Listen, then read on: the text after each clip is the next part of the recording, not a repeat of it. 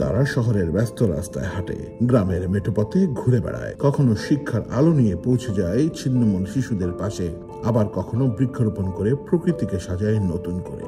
তারা সমাজের নীরব বিপ্লবী। তারা বসুন্ধরা শুভ সংঘের সদস্য।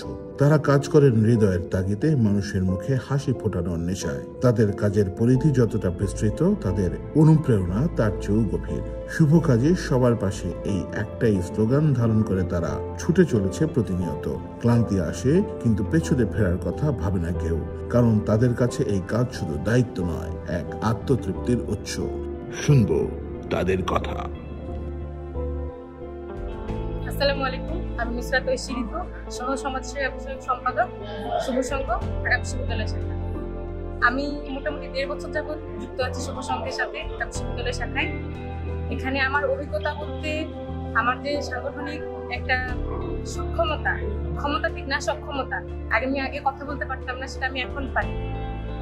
এরপরে যে এখানে সাপ্তাহিক বা মাসিক যে একটা প্রোগ্রাম অ্যারেঞ্জ করা হয়, সেখানে বই পড়া, তারপরে ম্যাগাজিন পড়া নিয়মিত, বা কারেন্ট অ্যাফেয়ার্সটা পড়া, সেখান থেকে ছোট ছোট কুইজ যে প্রতিযোগিতাগুলো হয়, সেগুলো অনেক হেল্পফুল।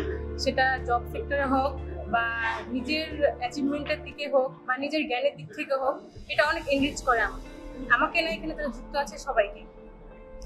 এছাড়াও সবচাইতে বেশি হচ্ছে যে আমরা যেটা বলবো শুভ সংঘের মোটো, যেটা শুভ কাজে সবার পাশে, এই জিনিসটা আমার মানে ছোটবেলা থেকে হয় না যে একজন মানুষ অসুস্থ মানুষকে দেখলে মনে হয় যে সুস্থ করে দিতে পারতাম, বা যদি আমি কিছু হেল্প করতে পারতাম।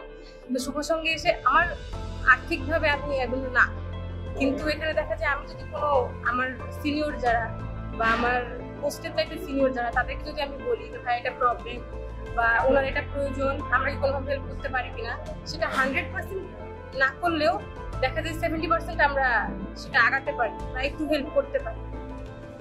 এছাড়া যে শুভ কাজে সবার পাশে, এই জিনিসটা আমি মানসিকভাবেও আমি এটাতে অনেকটা স্যাটিসফাইড, কারণ আমার যে কোনো প্রবলেম হোক বা সবার প্রবলেম হোক, আমি আগাতে পারি বা কিছুটা হলেও সাহায্য করতে পারি।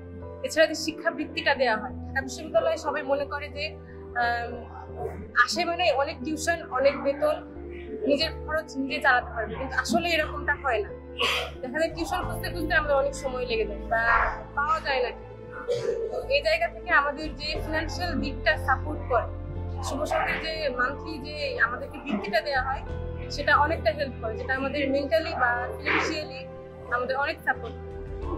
এছাড়াও শুভ সংঘ যে স্কুলগুলো আছে, সেখানে স্কুল হোক বা যে সেবামূলক কাজ হোক, কোনো দুর্যোগে বা দেশের যে কোনো প্রয়োজনে শুভ সংঘ সবসময় সবার পাশে আছে এবং সবার পাশে থাকবে। Thank you.